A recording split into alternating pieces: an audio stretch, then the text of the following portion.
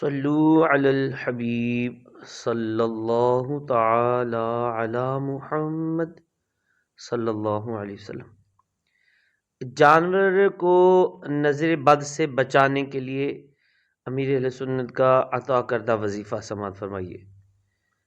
خصوصاً بقرعید کے خوبصورت گائے بکرے وغیرہ پر دم کر دیجئے، انشاءاللہ عز و جل نظر نہیں لگے گی۔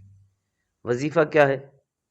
یا اللہ یا اللہ یا اللہ 49 ٹائم 49 بار پڑھ کر یہ جانوروں پر دم کر دیجئے، انشاءاللہ عز و جل یہ نظر بد سے محفوظ رہیں گے، اور یہ بہترین وظیفہ امیر رسول کی طرف سے جانور کو نظر بد سے بچانے کے لیے ہے۔ صلو علی الحبیب۔